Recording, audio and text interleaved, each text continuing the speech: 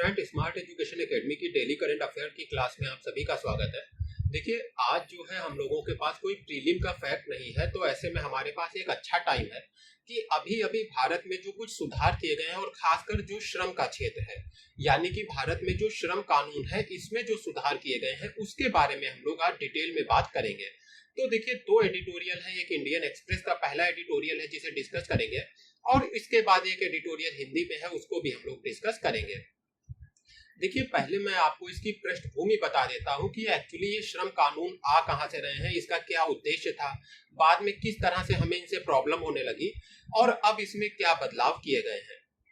देखिए, आप जानते हैं कि जो भारत है वो एक समय तक ब्रिटेन का उपनिवेश रहा है, यानी कि हमारे यहाँ के जो उद्योग धंधे हैं उनको बुरी तरह से ब्रिटेन के उद्योग धंधों द्वारा कुचल दिया गया था। हमारे यहाँ के जो छोटे छोटे उद्योग थे उन सभी को समाप्त कर दिया गया था। जो ब्रिटेन से बने हुए कपड़े, जूते, इस तरह की जो चीजें आती थी ब्रिटेन से बनी हुई, उसकी वजह से हमारे यहाँ के जो पारंपरिक उद्योग थे वो समाप्त हो गए। ऐसे में जब देखिए भारत स्वतंत्र हुआ तो हमने एक समाजवादी अर्थव्यवस्था को अपनाया, और इसके अंतर्गत हमने निर्णय लिया कि हम लोग अपने यहाँ के जो बड़े उद्योग हैं उसके साथ साथ छोटे उद्योगों को भी प्रोटेक्शन देंगे, यानी छोटे उद्योगों को भी संरक्षण देंगे। अब देखिए, इसके लिए क्या किया गया। एक तो अधिकतर क्षेत्रों में जो उद्योग लगाने का अधिकार था वो सरकार ने अपने पास रखा, यानी कि कहीं ऐसा ना हो कि जो बड़े बड़े कुछ पूंजीपति लोग हैं वो सभी क्षेत्रों में कब्जा कर लें, हर जगह पे वो लोग आ जाएं। तो इसके लिए सरकार ने क्या किया कि अधिकतर उद्योगों को अपने अंतर्गत रखा, यानी कि उद्योग, अगर आपको मान लीजिए आप एक बिजनेसमैन है और आपको उद्योग लगाना है, तो आप इस उद्योग को कैसे लगा सकते हैं। कुछ उद्योग ऐसे थे जिनको केवल सरकार ही लगा सकती है, यानी उसके बारे में आप सोच भी नहीं सकते हैं। फिर कुछ उद्योग ऐसे थे जिनमें आप सरकार के साथ पार्टनरशिप कर सकते थे, और फिर थोड़े से उद्योग कुछ ऐसे थे जिनको आप अपने आप से लगा सकते थे, जिसमें आपको सरकार की जरूरत नहीं होती थी। अब देखिए, आते हैं इन तीसरे तरह के उद्योगों पे जिनमें आपको सरकार के साथ पार्टनरशिप करने की जरूरत नहीं होती थी। इन उद्योगों को लगाने के लिए भी जो मापदंड थे, यानी कि जो शर्तें थी, वो बहुत कड़ी बनाई गई। और ये कड़ी शर्तें क्यों बनाई गई, जिससे कि जो श्रमिक लोग हैं और जो छोटे उद्योग हैं इनका किसी भी तरह से शोषण ना हो सके, क्योंकि भारत ऑलरेडी गरीब देश था।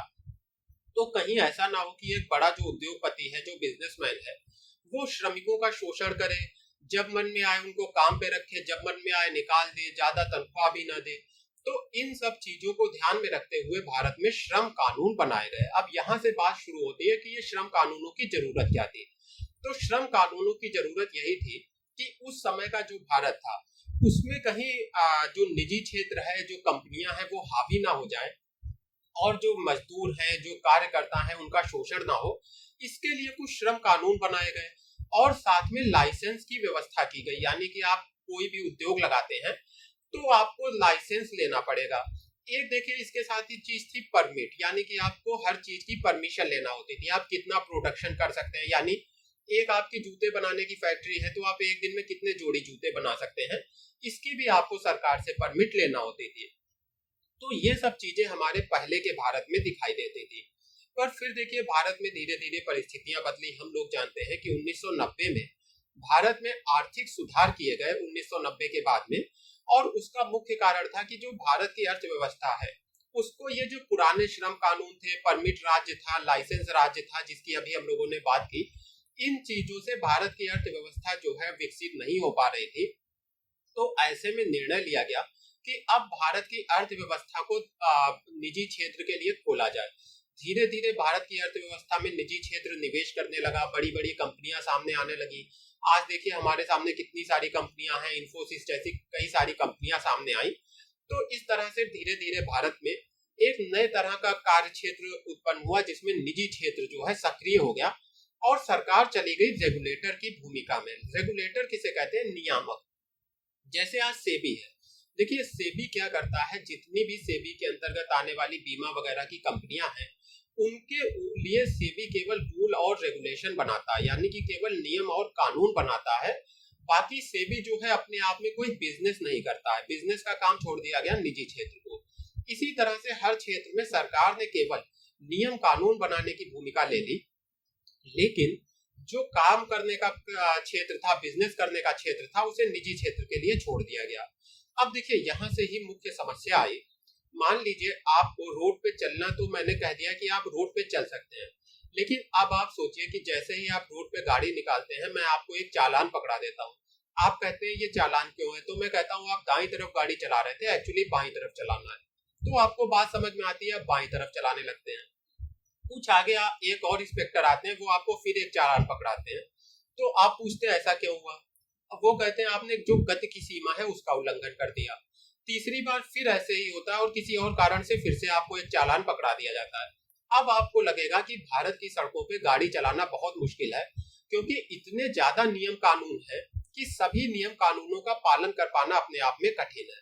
तो यही भारत के साथ हो रहा था। भारत को निजी क्षेत्र के लिए तो खोल दिया गया, लेकिन भारत के जो कानून थे वो पुराने तरीके के ही थे, जैसे 1990 के पहले चलते आए थे। तो इसकी वजह से बहुत बड़ी समस्या आ रही थी कि जो निजी क्षेत्र है वो ढंग से काम ही नहीं कर पा रहा था। अब देखिए, क्योंकि हम श्रम कानूनों से के बारे में आज पढ़ने वाले हैं, तो मैं बात करूंगा श्रम कानूनों पे। देखिए, इस आर्टिकल में बताया गया है कि भारत में लगभग 44 अलग अलग श्रम कानून थे। अब 44 श्रम कानूनों का पालन करने के लिए जाहिर सी बात है कंपनी को कुछ पैसा खर्च करना पड़ेगा, वकीलों को रखना पड़ेगा जो इस चीज को लगातार समझाएं। और इसके अंतर्गत 1200 सेक्शन थे, यानी कि इसके अंतर्गत 44 कानून और उसके 1200 सेक्शन। तो आप समझ सकते हैं अपने आप में इसी के लिए आपको एक डिपार्टमेंट बनाना पड़ जाएगा कि कहीं आप श्रम कानूनों का उल्लंघन ना कर दें।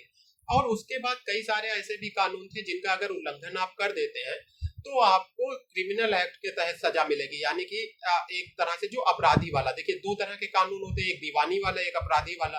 तो जब आपको अपराधी कानून के तहत सजा मिलेगी तो जाहिर सी बात है आप डरेंगे भी बहुत ज्यादा। इसी को कहते हैं इंस्पेक्टर राज, यानी कि हर चीज में जो इंस्पेक्टर्स हैं, जो सरकार के अधिकारी हैं, वो हस्तक्षेप करेंगे, आप हमेशा एक डर की स्थिति में रहेंगे। तो ये एक भारत की समस्या बनी हुई थी। और ये समस्या कहाँ से आ रही थी? ये आजादी के समय में हमारे श्रमिकों को जो प्रोटेक्शन देने के लिए कानून बनाए गए थे कि उनको मनमाफिक तरीके से निकाला ना जा सके, उनके वेतन को मनमाफिक तरीके से कम ना रखा जा सके, तो इस प्रोटेक्शन के लिए ये कानून बनाए गए थे। लेकिन वर्तमान अर्थव्यवस्था में ये दिक्कत कर रहे थे, तो इन्हीं कानूनों को अभी हाल में बदला गया है। अब हम लोग देखिए शॉर्ट में बात करेंगे कि भारत में क्या क्या अभी सुधार किए गए हैं। अब देखिए, आर्टिकल कहता है कि उत्पादन के कारक क्या होते हैं। उत्पादन के 4 कारक बताए गए हैं। यानी अगर आपको मान लीजिए जूते की फैक्ट्री ही लगाना है, सिंपल वर्ड्स में समझते हैं, तो आपको जमीन की जरूरत होगी, आपको काम करने वाले श्रमिकों की जरूरत होगी, आपको कुछ पैसा चाहिए होगा, और आपको एक इंटरप्राइज अपना बनाना पड़ेगा। तो देखिए, आखिरी की दो जो चीजें थी ये तो भारत में आसान कर दी गई थी, यानी आपको कैपिटल आसानी से मिल सकती थी बैंकों से और इंटरप्राइज आप अपना बना सकते थे। लेकिन दो चीजें जहां पे कठिनाई है वो है लैंड और लेबर।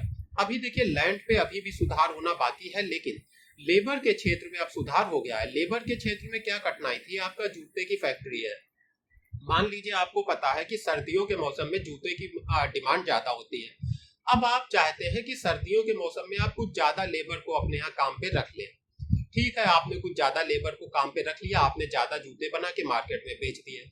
लेकिन अब क्या हुआ? ये सीजन चला गया, आप चाहते हैं कि अब इन लेबर को वापस से हटा दिया जाए, क्योंकि अब आपको उतने ज्यादा जूते नहीं बनाने हैं। लेकिन नियम क्या कहता है कि रख तो आप सकते हैं, लेकिन हटाने के लिए आपको सरकार की परमिशन चाहिए होगी। अब आपको पहले तो परमिशन मिले, और दूसरी बात, जब तक परमिशन नहीं मिलती है और आप इन लोगों को लगातार वेतन देते हैं, तो जितना आपने लाभ कमाया है सर्दियों के मौसम में वो सारा आपका चला जाएगा। तो ये कानूनों की कठिनाइयां थी। देखिए, रिफॉर्म होता क्या है? तो रिफॉर्म, अगर आपको मान लीजिए भारत में रिफॉर्म के ऊपर लिखना है तो परिभाषा आप क्या बताइए कि रिफॉर्म का मतलब है कि सरकार केवल नियामक भूमिका में रहे, सरकार केवल नियम कानून बनाए, और किसी फैक्ट्री को रिसोर्स का कितना एलोकेशन करना है, यानी उसे कितना लेबर चाहिए, कितना उसको कच्चा माल चाहिए, ये सब डिसीजन उसको अपना अपने आप लेने दिया जाए।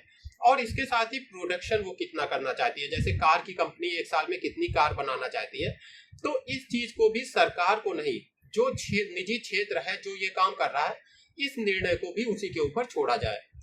देखिए, साथ में यहाँ पे जो इंडियन फार्मर्स के सेक्टर में अभी सुधार हुए हैं, एपीएमसी वगैरह वाले, वो भी बताए गए हैं, पर मैं उस पर नहीं जाऊंगा, वो हम लोगों को ऑलरेडी हम लोग पढ़ चुके हैं। तो देखिए, यहाँ पे जैसा कि मैंने बताया, भारत में क्या था कि 44 अलग अलग कानून थे श्रम के, जिसके अंतर्गत 1200 सेक्शंस थे। और देखिए ये जो नियम कानून थे इनको लागू करने के लिए कई सारे इंस्पेक्टर थे, कई सारे डिपार्टमेंट थे, जिसकी वजह से इंस्पेक्टर राज की स्थिति बनी हुई थी। और ऐसे में क्या हुआ कि भारत में जो छोटे उद्योग धंधे थे, यानी कि जिन्होंने अभी अभी अपना उद्योग लगाया था, तो वो इन लेबर लॉ की वजह से बहुत सारे उद्योग धंधे पनप नहीं पाए, नष्ट हो गए। अब मान लीजिए यूपीएससी ने एक क्वेश्चन पूछा है कि हाल में भारत में किस किस तरह के आर्थिक सुधार किए गए हैं। तो इस आर्टिकल में आपको कई सारे आर्थिक सुधारों की बात मिल जाएगी जो हाल के समय में भारत में किए गए हैं। जैसे कि अभी अभी क्या किया गया है कि पहले हमारे यहाँ जो बैंकिंग में सेटलमेंट होता था, देखिए अब इसको मैं यहाँ पे समझाऊंगा नहीं, लेकिन बता दूंगा कि बैंकिंग में देखिए पहले जो सेटलमेंट होता था वो ग्रॉस सेटलमेंट होता था। इकोनॉमिक सर्वे ने भी ये सलाह दी थी कि इसको ग्रॉस सेटलमेंट को जो है बदल के नेट सेटलमेंट में चेंज कर दिया जाए। तो अब भारत में नेट सेटलमेंट होगा और इसकी वजह से बैंकों को ज्यादा मात्रा में पूंजी उपलब्ध हो पाएगी। देखिए दूसरी चीज क्या है कि जो कोऑपरेटिव बैंक है अब इनका रेगुलेशन होगा आरबीआई के अंतर्गत, यानी कि पहले जो कोऑपरेटिव बैंक आरबीआई के अंतर्गत नहीं आते थे, अब ये आरबीआई के अंतर्गत आ गए हैं। और इससे क्या होगा, जो कोऑपरेटिव बैंक्स के कस्टमर हैं उनको उसी तरीके के प्रोटेक्शन मिल पाएंगे जो बाकी के भारत के बैंकों के कस्टमर्स को मिलते हैं। इसी तरह से देखिए कंपनी एक्ट 2013 के अंतर्गत कुछ ऐसे नियम कानून बनाए गए थे कंपनी एक्ट 2013 में, जिनका अगर आप गलती से भी उल्लंघन कर देते हैं, जो अगर आप नियम तोड़ देते हैं, तो आपके ऊपर क्रिमिनल प्रोसिक्यूशन चलाया जाएगा। यानी कि आपको जो है एक क्रिमिनल के ऊपर जिस तरह से मुकदमा चलाया जाता है उस तरह से चलाया जाएगा, या सामान्य भाषा में कहें तो आपके ऊपर दीवानी मुकदमा ना चल के फौजदारी या कह लीजिए कि आपराधिक मुकदमा चलेगा। तो अब इन चीजों को खत्म कर दिया गया है, यहाँ पे केवल एक दीवानी मुकदमा चलाया जाएगा। इसके साथ ही देखिए जो सबसे महत्वपूर्ण है वो क्या है कि ये जो 44 लेबर लॉ थे जिनकी अभी तक हम लोगों ने बात की है, इनको अब 4 लेबर कोड्स में बदल दिया गया है, यानी 4 श्रम संहिताओं में इनको बदल दिया गया है। अब देखिए इससे फायदा क्या होगा, जाहिर सी बात है, अभी मैंने आपको रोड का एग्जाम्पल दिया था, एक तरफ 44 कानून है तो आपको कुछ समझ ही नहीं आता है कि रोड पर चले भी या नहीं। अब केवल मैंने 4 कानून बना दिए मोटे मोटे, इन्हीं को आप ध्यान में रखिए, तो अब आपके लिए बहुत आसान हो जाएगा इन 4 कानूनों का पालन करना। तो ये 4 कानून कौन से हैं, जो वेजेस होती है, यानी कि जो श्रमिकों को उनकी कह लीजिए तनख्वाह दी जाती है, जो वेजेस जिसे कहते हैं, तो उसको लेके एक कानून हो गया। दूसरा है इंडस्ट्रियल रिलेशन कोड। तीसरा हो गया social security code. Social security मतलब किस तरह से जो श्रमिक है उनको एक सामाजिक सुरक्षा दी जाए। और चौथा हो गया occupational safety. Occupational safety code, इसमें health and working condition code भी आ गया। यानी कि देखिए इसमें खुद नाम से ही पता चल रहा है कि श्रमिकों को जब वो काम कर रहे हैं तो किस तरह से उनको उनके ऑक्यूपेशन की, यानी कि जो उनका कार्य है उसमें सुरक्षा दी जाए, हेल्थ की सुरक्षा कैसे दी जाए और कैसे अच्छी वर्किंग कंडीशन दी जाए, जो काम करने की दशाएं अच्छी हैं उसको कैसे बनाया जाए। इन सब के बारे में 4 नियम कानून बना दिए गए। यानी इन 4 कानूनों का आप पालन कर लीजिए और उसके बाद आपको और किसी चीज का ध्यान नहीं रखना है। अच्छा देखिए इंडस्ट्रियल रिलेशन कोड ये सबसे ज्यादा महत्वपूर्ण है, क्योंकि इसके अंतर्गत कई सारी ऐसी चीजें थी जैसे कि हड़ताल करने वगैरह का अधिकार, तो उसमें परिवर्तन लाए गए हैं। यानी कि अब जो हड़ताल वगैरह करना है वो इतना आसान नहीं रह जाएगा।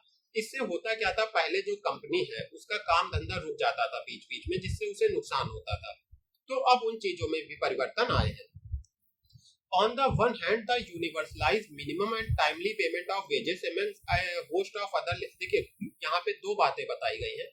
एक तो कुछ चीजें श्रमिकों के पक्ष में की गई हैं, जैसे कि एक कानून बना दिया गया कि जो मिनिमम एक तनख्वाह बना दी गई जो 174 रुपए है, तो 174 रुपए पर डे से कम की तनख्वाह किसी श्रमिक को कोई भी कंपनी नहीं दे सकती।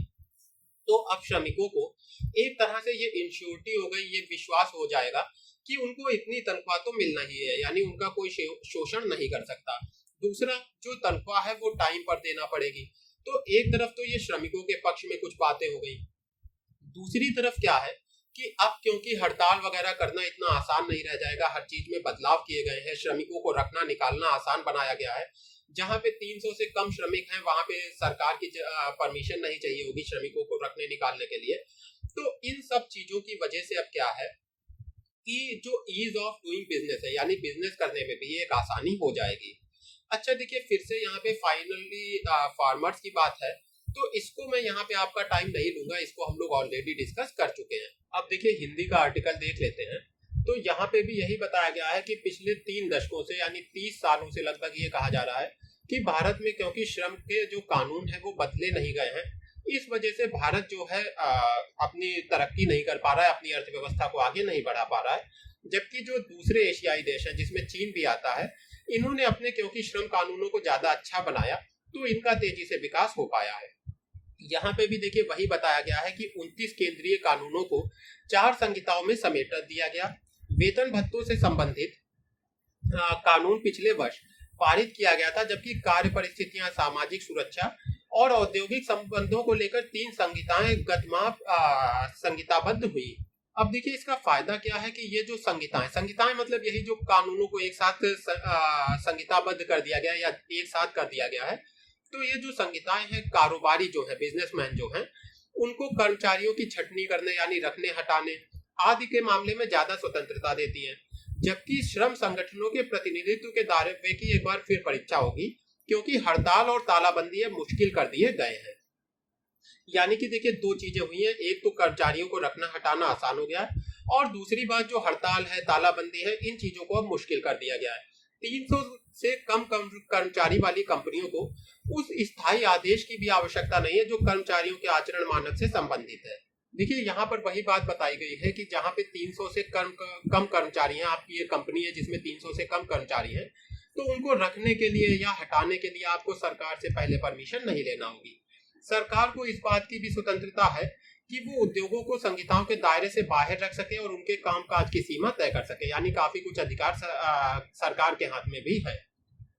केंद्र सरकार ने, देखिए ये पहले मैंने 174 बता दिया है पिछली स्लाइड में, ये 178 रुपए है। तो केंद्र सरकार ने 178 रुपए रोजाना का राष्ट्रीय बुनियादी वेतन तय किया है, यानी कि हर श्रमिक को 178 रुपए रोजाना का राष्ट्रीय बुनियादी वेतन मिलेगा, इससे कम नहीं दिया जा सकता। न्यूनतम वेतन इससे कम नहीं हो सकता। लेकिन देखिए यहाँ पे इसकी आलोचना क्या है कि ये 26 दिन होते हैं काम करने के, 4 तो संडे ही हो जाते हैं, तो ये केवल 4,628 रुपए बैठ रहा है, यानी कि ये बहुत कम है। और अधिकांश राज्यों में पहले से ही इससे ज्यादा वेतन मिलता है। देखिए कई जगह से आपराधिक दायित्व तो समाप्त किया गया और उसकी जगह जुर्माना चुकाने की व्यवस्था की गई है। जैसा कि अभी मैंने बताया कि कई जगहों पे लोगों को जहाँ पे आपराधिक मुकदमे चला जाते थे, अब वहां केवल जुर्माना चुकाने से काम चल जाएगा। तयशुदा अवधि वाले कर्मचारियों को, देखिए अब क्या है, ये जो संहिताएं हैं, नई श्रम संहिताएं हैं, इसमें जो तयशुदा अवधि वाले कर्मचारी होते हैं, कॉन्ट्रैक्ट वाले जो श्रमिक होते हैं जिनसे कॉन्ट्रैक्ट किया जाता है, प्रवासी जो श्रमिक होते हैं और असंगठित क्षेत्र के श्रमिकों को भी इनमें शामिल कर लिया गया। यानी कि ये जो श्रम संहिता है, अब इसका दायरा बहुत बड़ा हो गया है। लेकिन देखिए राइटर जो है वो ये कहते हैं कि अब देखना ये होगा कि इतने सारे सुधार तो हो गए, लेकिन इनका भारत में रोजगार बढ़ाने पे कुछ फायदा होता है या नहीं। यानी कि ये देखना होगा कि भारत में इससे रोजगार बढ़ते हैं या नहीं, जो संगठित क्षेत्र है उसकी उत्पादकता बढ़ती है, वेतन भत्ते बेहतर होते हैं या नहीं, ये चीजें सारी देखने वाली बात होगी। अगर हमारे देश में जो कंपनियां हैं वो ज्यादा उत्पादन करने लगती हैं, श्रमिकों के वेतन बढ़ जाते हैं, तो निश्चित रूप से रोजगार बढ़ जाता है, तो निश्चित रूप से इनका फायदा हुआ। नहीं तो फिर इनका कोई ज्यादा फायदा नहीं होगा, उल्टा इसका नुकसान भी हो सकता है। तो बुनियादी लक्ष्य क्या है कि व्यापक फैक्ट्री रोजगार जिसमें जूते और कपड़े तथा मोबाइल फोन जैसे उत्पाद तैयार होते हैं, इनको आगे बढ़ाया जाए। यानी कि ऐसी फैक्ट्रियां जो रोजगार देती हैं, जैसे जूते की, कपड़े की, मोबाइल फोन की, इनको आगे बढ़ाना है। और इसके साथ ही जो घरेलू और निर्यात बाजार है, इसके लिए वस्तुएं तैयार करना, हम अपने बाजार के लिए वस्तुएं खुद से बनाएं और विदेशों के बाजारों के लिए भी वस्तुएं बनाएं। अब देखिए अभी क्या है कि चीन से कई सारी कंपनियां बाहर आ रही हैं, क्योंकि चीन में अब वेतन का जो लागत है वो उतनी कम नहीं रही है। चीन में भी अब जो धीरे धीरे वेतन है वो बढ़ गया है, तो कंपनियां चीन को छोड़ के बाहर आ रही हैं। तो हमारा जो वियतनाम है, बांग्लादेश है, इनको काफी कुछ इससे फायदा हो रहा है। अब भारत भी आगे ये जो श्रम कानून बनाए गए हैं, इसके चलते हो सकता है भारत में भी ये विदेश की जो विनिर्माण की कंपनियां हैं, मैन्युफैक्चरिंग की कंपनियां हैं, ये भारत में आके अपना प्रोडक्शन करें, उत्पादन करें, जिससे भारत को भी फायदा हो। अब इसमें कुछ और भी सुधार बताए गए हैं जिन्हें किया जा सकता है। जैसे फैक्ट्री के लिए जो जमीन लेना पड़ती है, उसको लेना आसान और सस्ता किया जाए, परिवहन की सुविधाएं अच्छी की जाए, जो उपभोक्ता होते हैं औद्योगिक यानी जो कंपनियां होती हैं उनके लिए बिजली की लागत को कम किया जाए। इसके साथ ही जो टैक्सेशन है, इंडिया का जो टैक्स सिस्टम है उसमें जो जटिलताएं हैं उनको सही किया जाए, जो रुपए की विनिमय दर है उसको सही किया जाए। तो इस तरह से कई सारे इसमें आपको सजेशन भी बताए हैं। देखिए ऐसे में होता क्या है कि आपको एक पूरा आंसर मिल जाता है। ये एक्चुअली एडिटोरियल नहीं, ये पूरा आंसर हो जाता है, जिसमें शुरू में आपको ये बता दिया जाता है कि क्या किया गया है, फिर ये बता दिया जाता है कि अभी क्या चुनौतियां हैं, और आखिरी में कुछ इसमें सुझाव भी बता दिए जाते हैं कि आप क्या क्या सुझाव कर सकते हैं।